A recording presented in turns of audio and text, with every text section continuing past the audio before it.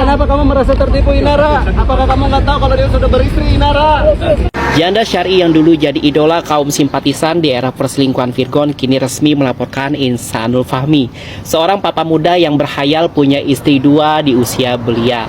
Nih ya, sahabat channel, supaya kita tidak tersesat oleh rasa simpati membabi buta ya pada Mawa ya, korban keganasan nafsu poligami bumbu dusta si Insanul Fahmi ya, kita harus paham dulu nih bahwa kasus ini melahirkan 3 peristiwa hukum yang saling berkaitan tapi berbeda dan terpisah ya. Ya, ibarat hubungan Mawa, Insanul Fahmi dan Inara sekarang lah ya, saling terhubung tapi tetap kacau sendiri-sendiri. Peristiwa pertama kan soal dugaan perselingkuhan dan perzinahan ya. Ini adalah laporan dari Mawa ya terhadap Inara dan Insanul. Nah, membuktikannya itu tidak semudah membuktikan netizen yang salah paham. Karena perzinahan itu dia delik privat ya. Syaratnya harus ada hubungan badan dan dilaporkan oleh pasangan sah yang dihianati.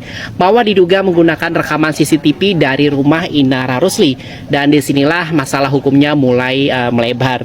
Karena rekaman CCTV itu kabarnya berasal dari rumah tempat tinggal Inara Rusli dan anak-anaknya ya. Rumah yang tidak lagi dihuni bersama mantan suaminya si Virgon. Maka muncul pertanyaan ya, siapa yang mengambil rekaman itu dan siapa yang memindahkannya ke Mawa ya? Dan apakah proses pemindahannya itu legal ya?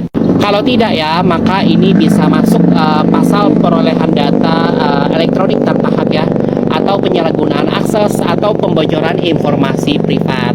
Jadi jangan salah sahabat channel ya, membongkar perselingkuhan itu boleh banget ya, tapi kalau caranya salah malah membuka pintu pidana lain. Nah, kemudian peristiwa ketiga adalah laporan Inara terhadap Insanul ya atas dugaan penipuan status duda. Ini baru ya, segar dan lebih teknis hukumnya.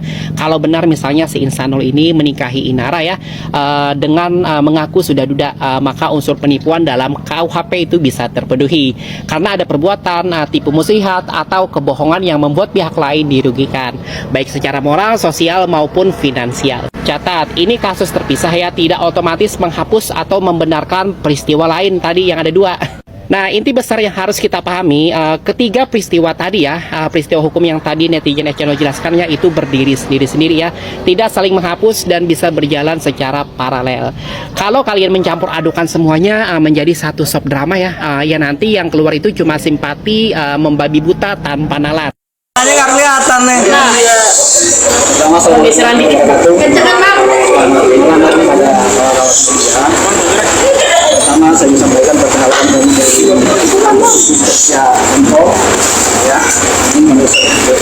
Nama saya Dr. Hamdi Nisihan. Kemudian ada Andi Kasemi, ada Putra Karmeli ya. Pertama kita ucapkan dari Info mengucapkan belasungkawa atas peristiwa bencana yang terjadi di Sumatera Barat, di Medan, dan juga ada di Aceh.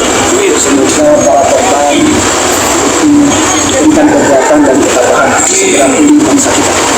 Kemudian yang kedua yang ingin sampaikan adalah hari ini kami melakukan pelaporan ya atas dugaan penipuan yang dialami oleh klien kami, di mana kami menduga inisial US ya, karena di situ ada tipu muslihat yang kami temukan dan kami tadi sudah melampirkan bukti-bukti yang ada.